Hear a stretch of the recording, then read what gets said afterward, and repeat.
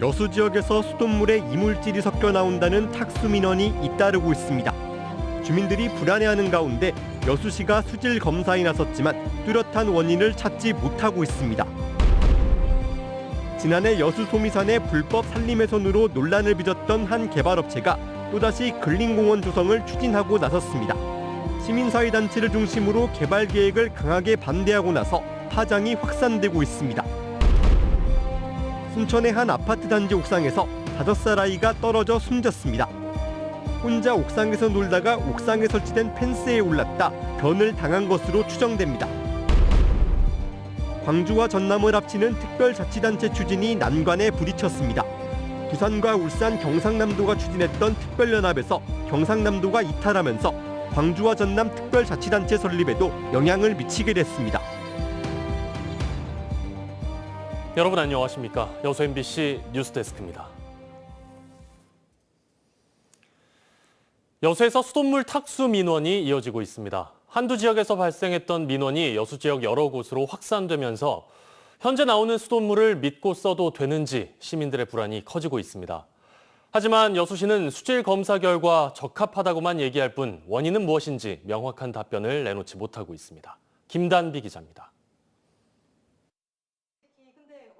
여수시 학동의 한 아파트입니다. 샤워기며 싱크대며 집안 곳곳에 설치된 필터가 갈색으로 변했습니다.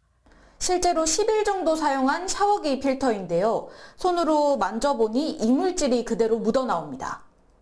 2달 전 사비를 들여 배수관 청소까지 했지만 상황은 나아지지 않고 있습니다.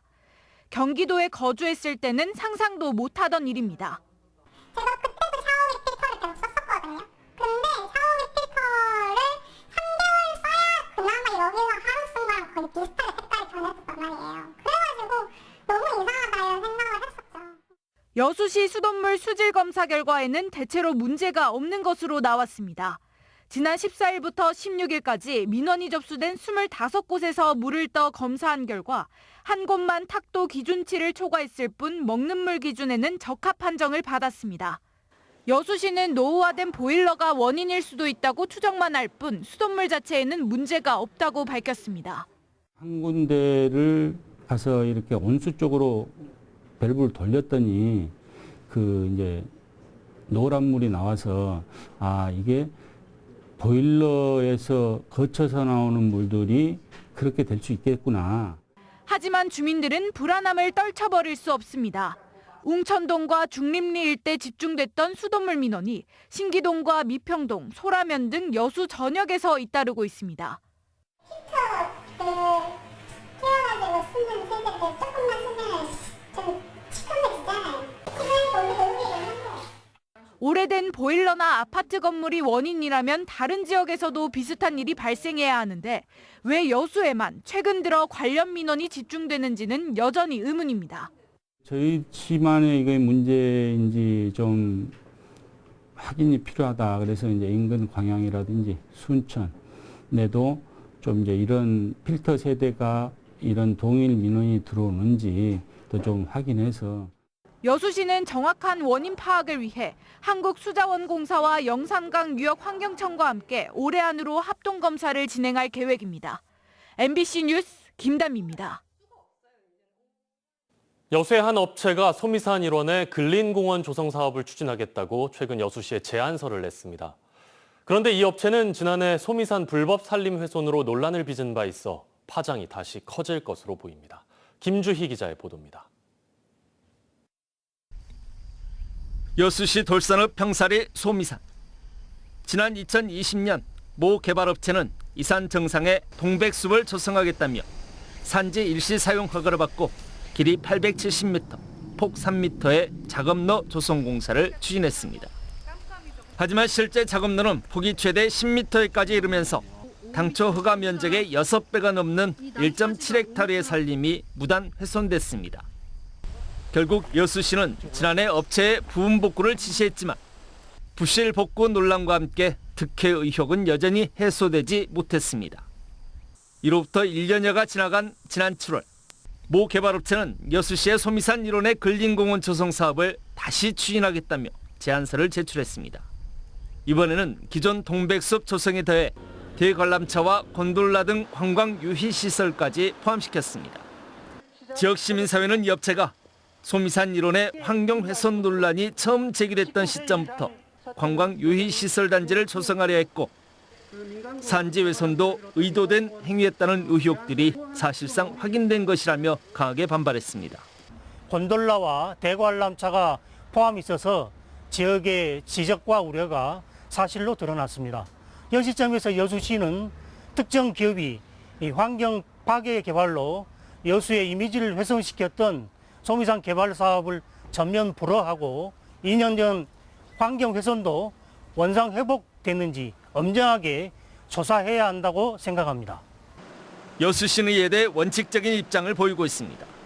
일단 접수된 도시관리계획 입안 제안을 토대로 다음 달 중에 타당성 검토와 도시관리위원회 자문 절차를 거쳐 도시관리계획 안건에 포함시킬지 여부를 최종 결정하겠다고 밝혔습니다. 그 전에 이 소미산 관련해서 논란은 있었지만 저희 시에서는 어떤 그런 선입견을 갖고 대응하기보다는 법적인 절차를 거쳐서 행정적으로 적법하게 처리한다라는 게 저희들 기존 생각입니다. 난개발에 의한 환경 훼손과 행정의 관리 감독 소홀, 특혜 의혹까지 지역사회 내 여러 논란의 중심에 있었던 여수 소미산 근린공원 조성 사업계획. 이 논란의 사업계획이 관광 유희 시설까지 포함돼 재추진되면서 지역사회 내 또 한 차례 파장이 불가피할 것으로 보입니다. MBC 뉴스 김주입니다. 여수 예울마루 주변 유휴지가 기후 대응 도시숲 공모사업 대상지로 선정됐습니다. 여수시는 산림청이 한국판 뉴딜 사업의 일환으로 추진하고 있는 내년 기후 대응 도시숲 공모사업에 예울마루 주변 유휴지 1.5헥타르 면적이 최종 선정됐다고 밝혔습니다. 여수시는 이번 공모사업 선정에 따라 예울마루 주변에 국비 7억 5천만 원을 포함해 15억 원의 예산을 들여 기후 대응 도시숲을 조성할 예정입니다. 4대 시중은행 점포가 없는 지자체가 전남에 가장 많은 것으로 나타났습니다. 국민의힘 송석준 의원이 금융감독원에서 제출받은 자료에 따르면 4대 시중은행 점포가 한 곳도 없는 지자체는 47곳이었는데 이 가운데 전남 지역 지자체가 고흥과 곡성, 구례 등 12곳으로 전국에서 가장 많았습니다. 송 의원은 고령화가 심한 농어촌 지역일수록 대면 서비스 수요가 많다며 은행 간 공동점포와 우체국 업무 제휴 등을 통해 금융 접근성 격차를 줄여야 한다고 지적했습니다. 순천의 한 아파트 단지 옥상에서 5살 남자아이가 떨어져 숨졌습니다. 사고가 난 옥상엔 펜스가 설치돼 있었지만 비교적 아이가 딛고 오르기 쉬운 가로형 펜스였던 것으로 드러났습니다. 강서영 기자입니다. 순천시 왕지동의 한 아파트 단지. 어제 낮 12시 20분쯤 23층 높이의 이 아파트 옥상에서 5살 남자아이가 떨어졌습니다. 아이는 출동한 구급대에 의해 병원으로 옮겨졌지만 숨졌습니다. 아니 구급차는 왔다고 그래. 걱정가지고 뭐 심폐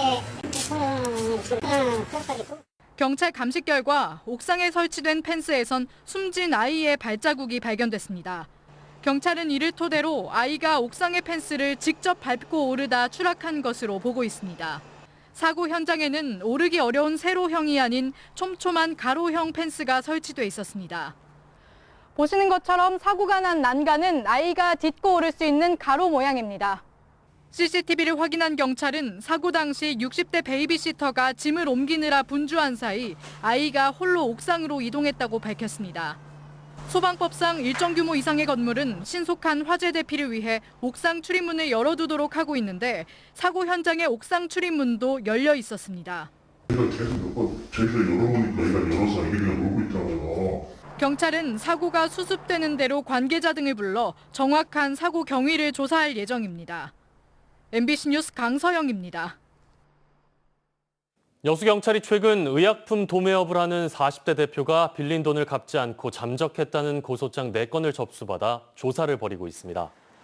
피해액은 100억 원이 넘을 것으로 추정되고 있으며 이 대표는 현직 여수시 의원의 아들인 것으로 확인됐습니다. 이 대표는 또 병의원과 약국 등을 대상으로 의약품을 거래하며 피해자들에게 신뢰를 쌓아 돈을 빌린 것으로 전해졌습니다. 경찰은 고소인을 불러 조사하는 한편 정확한 피해 규모 등을 확인하고 있습니다.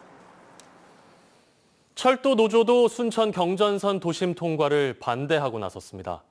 전국 철도 노동조합 호남지방본부는 오늘 순천역 광장 앞에서 기자회견을 갖고 철도 노선은 이용객뿐만 아니라 열차가 지나가는 지역 시민들의 수요도 고려해야 한다고 주장했습니다. 철도 노조는 지금이라도 순천 시민들의 의견을 반영해 경전선 우회를 통한 안전한 사업 방식을 추구해야 한다고 덧붙였습니다.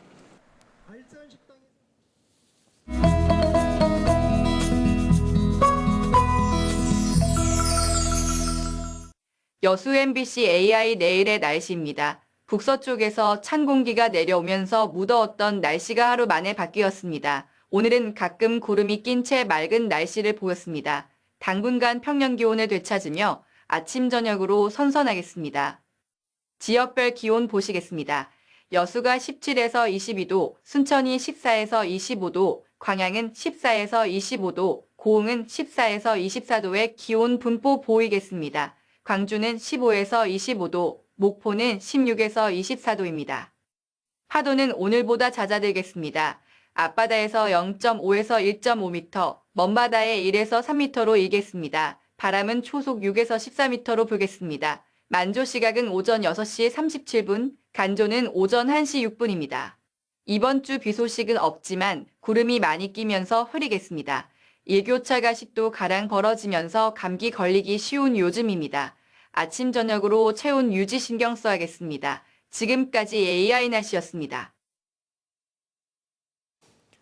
비대해지는 수도권에 맞서 부산과 울산, 경상남도가 추진했던 특별자치단체, 이른바 부울경특별연합에서 경상남도가 이탈했습니다.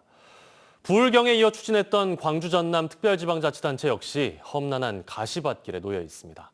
양현승 기자가 취재했습니다. 2019년 메가시티 구상에서 출발해 지난 4월 출범했던 부산과 울산, 경상남도의 부울경 특별연합.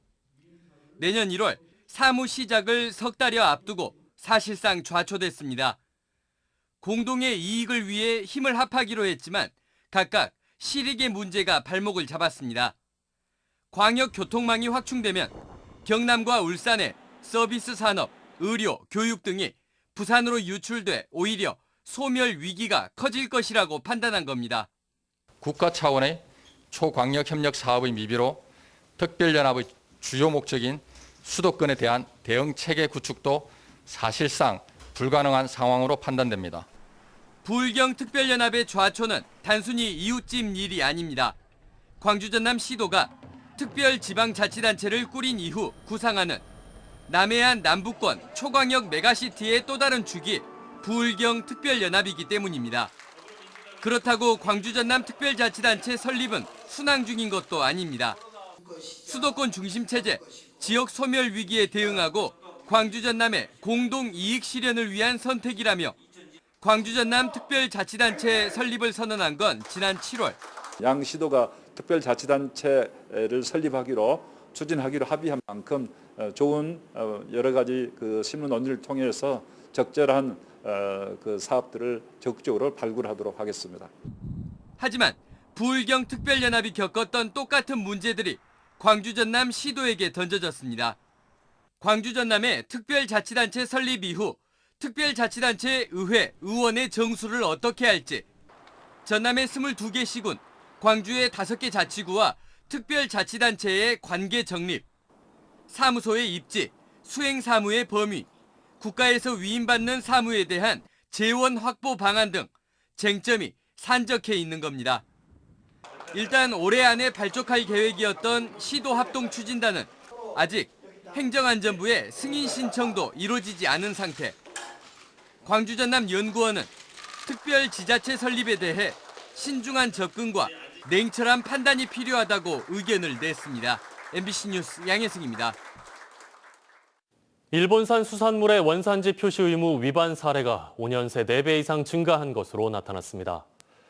일본산 수산물의 원산지 표시 의무 위반 건수는 2017년 55건에서 지난해 230건까지 증가했으며 최근 5년간 전체 수산물 원산지 표시 의무 위반 5,766건 가운데 634건이 일본산이었습니다.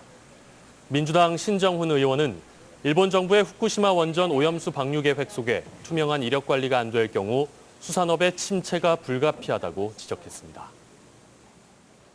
돌봄 사각지대 해소를 위한 광양 아이키움 센터 2곳이 추가로 문을 열었습니다. 금호 도서관과 중동 신축 아파트에 조성된 아이키움 센터는 부모의 소득 규모와 상관없이 학기 중에는 오후 1시부터 7시, 방학 기간에는 오전 9시부터 오후 6시까지 이용할 수 있으며 초등학생을 대상으로 한 독서 지도와 체험 활동 등 다양한 돌봄 프로그램을 제공합니다. 전국에서 국유지 무단 점유 시설이 가장 많은 곳은 전남인 것으로 나타났습니다. 국민의힘 이주환 의원실에 따르면 지난 2018년부터 올해 7월까지 전남에서 적발된 국유지 무단 점유 시설은 581건이었습니다.